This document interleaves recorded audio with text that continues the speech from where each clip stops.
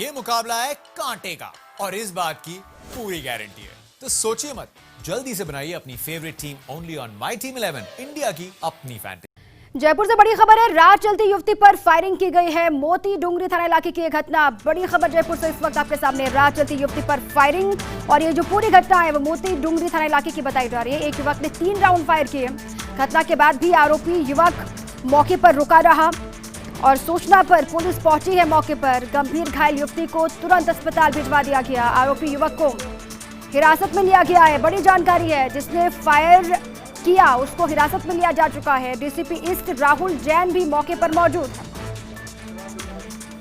और ऐसे पर अधिक जानकारियों के साथ मेरे सहयोगी सत्यनारायण शर्मा जुड़ चुके हैं। सत्य, क्या जानकारी? हालांकि कहा जा रहा है जिसने फायर किया था उसको हिरासत में लिया जा चुका है, क्या कह रही है पुलिस?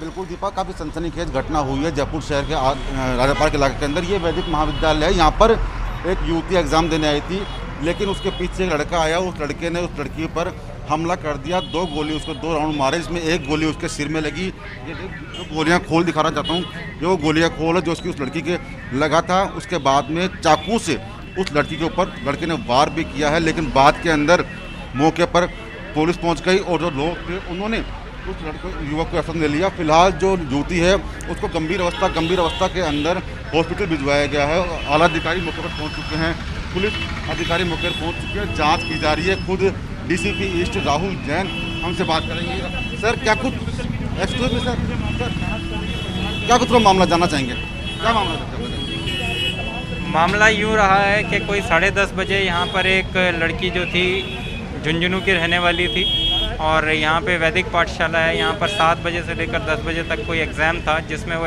अपीयर होने आई थी। वहाँ पर उसके ऊपर 10:30 बजे चाकू से और गोली से हमला किया गया। ट्रॉमा में उसको भर्ती कराया गया। उसके बाद उसकी डेथ हो गई। वहाँ पर पुलिस ने पहले ही मुलजिम को और उसका हथियार बरामद कर लिया था और अभी मौके पे एफएसएल की टीम है जो कि साइंटिफिकली एविडेंस को कलेक्ट कर रही है। उसको अपराध के साथ मुलजिम को कनेक्ट करने के लिए पर्याप्त अलामात हैं हमारे पास। जो भी एविडेंस है यहाँ पर उसको बड़ी खूबी से इकट्ठा किया जा रहा है, जिससे कि कोर्ट में पेश किया जाएगा। आगे की इन्वेस्टिगेशन में पता लगाया जाएगा कि दोनों पहले से कनेक्टेड हैं या फिर कुछ और मामला है, यानी कि मोटिव का इसमें अब पता लगाया जाएगा। शुरुआती जांच में क्या सामने आया? कोई एक तरफा प्यार का मामला है सर? देखिए, ये कहना अभी संभव नहीं है कि इन दोनों का आपस में पहले कोई संपर्क रहा है या नहीं रहा है। अभी मैं मौके पर ही रहा हूँ और उसके बाद वहाँ पे जाके मुलजिम से उसकी पूछताछ की जाएगी। पूछताछ में जो भी अलामत आएंगे वो इन्वेस्टिगेशन उस तरह से आगे बढ़ाएगी। दीपा, सबसे बड़ी जानकारी बता दूं आपको कि जो युवती है उसकी मौत हो चुकी है, यानी कि अब हत्या का मुकदमा दर्ज किया गया है। युवती की हत्या हो चुकी है, उसने हॉस्पिटल में इलाज के दौरान दम तोड़ दिया। फिलहाल राहत की बात यह कि जो आरोपी था उसको पुलिस ने गिरफ्तार कर लिया है, उससे पूछताछ की जा रही है, जिससे कि क्या कुछ कारण रहा है इसका पता लगाया जा सके। दीपा, बिल्कुल, ये बड़ी जानकारी उन्होंने दी। उन्होंने कहा कि युवती जिस पर हमला किया गया, फायर किया गया, उसकी जान चली गई है। अभी तक, क्योंकि सत्य काफ़ी देर हो गया है, कहा जा रहा है कि जब उसको हिरासत में लिया गया अभी तक पूछताछ में कोई जानकारी युवक ने नहीं दी है कि आखिर उसने ऐसा क्यों किया। कोई प्रेम प्रसंग चल रहा था या फिर कोई नाराज़गी थी, ऐसा क्यों किया, इसको लेकर कोई जानकारी नहीं मिल पाई है क्या?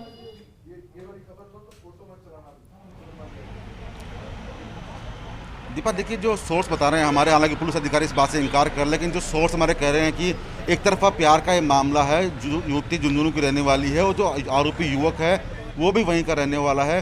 पहले उसने एक गोली मारी, उसके बाद में दूसरी गोली मारी और उसके बाद में उसने चाकू से हमला किया। तो यानी कि माना जा रहा है कि वो युवती को मारने के लिए ही वो युवक यहाँ पर आया था, बाइक लेकर आया था। उसके पास में देसी कट्टा था, हथियार था, एक चाकू भी था। ताबड़तोड़ हमले किए, चाकू से हमले किए और उसके बाद में वो यहीं पे खड़ा रहा।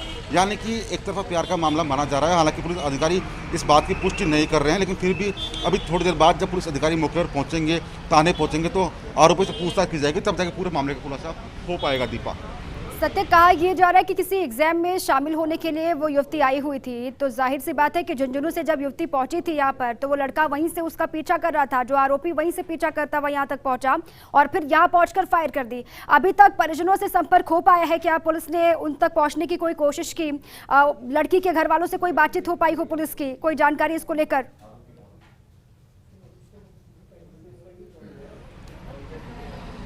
दीपा देखिए, जो युवती थी झुंझुनू की रहने वाली थी, एग्ज़ाम देने के लिए यहाँ पर आई थी, लेकिन परिजन उसके गांव में रहते हैं।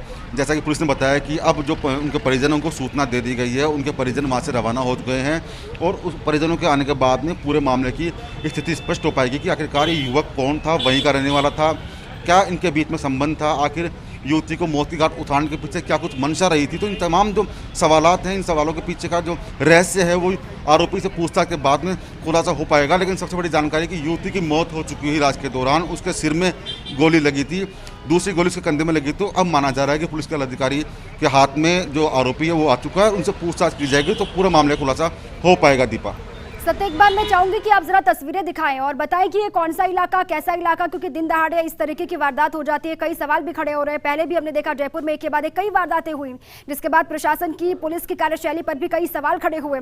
हालांकि दिन दहाड़े एक बार फिर से युवक ने फायर किया, युवती की जान चली गई है, जिसको लेकर कटघरे में पुलिस कहीं ना कहीं दिखाई दे रही है कि ऐसे वारदातों को अंजाम कैसे दिया जा रहा है दिन दहाड़े।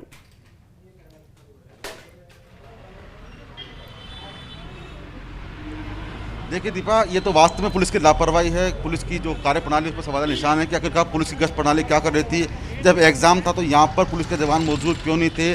सबसे पॉश इलाका दीपा, जयपुर शहर का सबसे पॉश इलाका राजा पार्क इलाका है, जहाँ पर एक कॉलेज स्थित है। यहीं पर वो युवती एग्जाम देने आई थी। भीड़ भाड़ देखी, यहाँ पर 24 घंटे इतनी ही भीड़ भाड़ यहाँ पर रहती है, लेकिन इसके बावजूद भी पुलिसकर्मी यहाँ मौजूद थे। लेकिन इसके बावजूद भी अगर कोई व्यक्ति इस प्रकार की वारदात को अंजाम देता है तो माना जा सकता है कहीं ना कहीं पुलिस की कार्यप्रणाली में कमी है, पुलिस की लापरवाही है।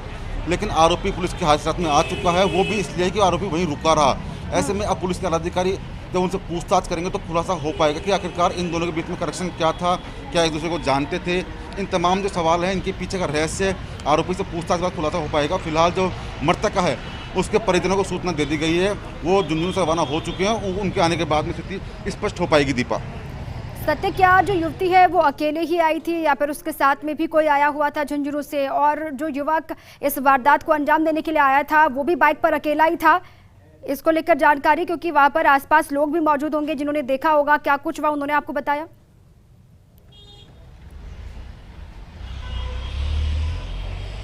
बिल्कुल दीपा, जो युवती थी वो अकेली आई थी झुंझुनू से एग्ज़ाम देने के लिए, और इस कॉलेज के अंदर एग्ज़ाम था। ये दीवार जो पीछे आप देख रहे हैं, दीवार कॉलेज की दीवार है।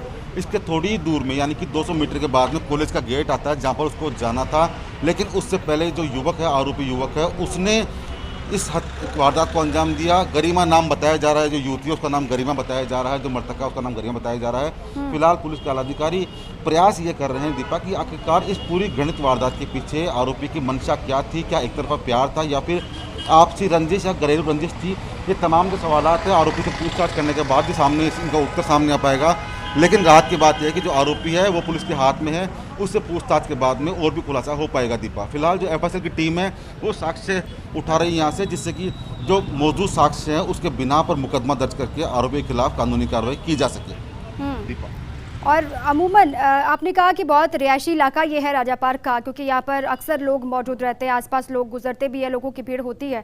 जब इस वारदात को वहाँ पर अंजाम दिया गया, कोई प्रत्यक्षदर्शी वहाँ पर था सत्य, जिससे आपकी बात हो पाई हो, जिन्होंने देखा हो कि वहाँ पर हुआ क्या था? क्योंकि पहले कहा यह जा रहा है कि बातचीत हुई होगी, उसके बाद कहा सुनी हुई, उसके बाद इस वारदात को अंजाम दिया गया।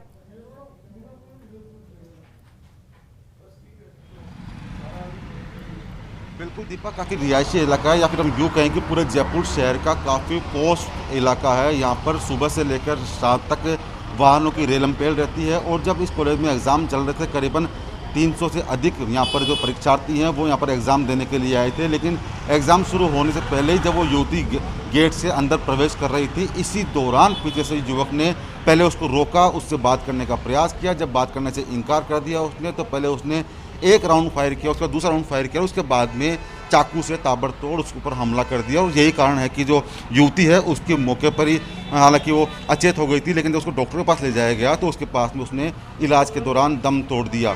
लेकिन घटना के बाद भी अगर हम पुलिस की बात करें तो करीबन 20 मिनट तक पुलिस मौके पर नहीं पहुंची, और जब पुलिस मौके पर पहुंची तो युवक उसको यहीं खड़ा मिला। तो माना जा रहा है कि एक तरफा प्रेम के चलते युवक ने वारदात की है। लेकिन फिर भी फिलहाल पुलिस के जो आलाधिकारी हैं इस बात से इनकार कर रहे हैं कि एक तरफा प्यार था। लेकिन जब परिजन यहाँ पहुँचेंगे, मृतका के परिजन जब यहाँ पहुँचेंगे तो उनसे पूछताछ की जाएगी, और साथ साथ जो आरोपी युवक जो पुलिस के पास है उससे पूछताछ की जाएगी, जिससे कि पूरे मामले का खुलासा किया जा सके। दीपा सत्य, आपने कहा कि 300 से भी ज़्यादा बच्चे यहाँ पर परीक्षा में शामिल होने के लिए आए हुए थे अलग अलग हिस्सों से, और पहले से भी यहाँ पे लोग मौजूद थे क्योंकि यहाँ से गाड़ियाँ भी लगातार गुजर रही हैं। कोई सिक्योरिटी गार्ड यहाँ पर था जो गेट में, जिसने देखा हो या फिर वो कुछ बता रहा है, उससे बातचीत अगर हो पाई हो, कोई मौजूद था तो?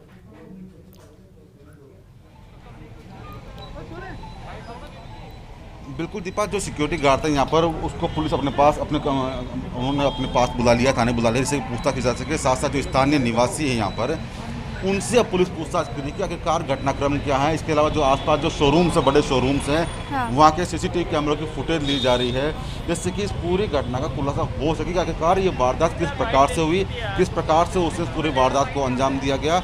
और शायद इसीलिए पुलिस के आला अधिकारी के साथ साथ जो आसपास के थाना पुलिस है, उनको भी सहयोग के लिए यहाँ बुलाया गया है, जिससे पूरे मामले का खुलासा जल्द हो सके। लगातार पूछताछ की जा रही है, लेकिन बड़ी बात यह है कि जिसने फायर किया, जो आरोपी, वो पुलिस के गिरफ्त में है, उससे लगातार पूछताछ हो रही है। आखिर क्यों इस वारदात को अंजाम दिया गया, इसको लेकर जो जानकारी है, पुख्ता जानकारी, सही जानकारी, वो युवक ही दे पाएगा। बहुत शुक्रिया आपका सत्य, आप लगातार नजर बनाए रखिएगा इस बड़ी खबर पर।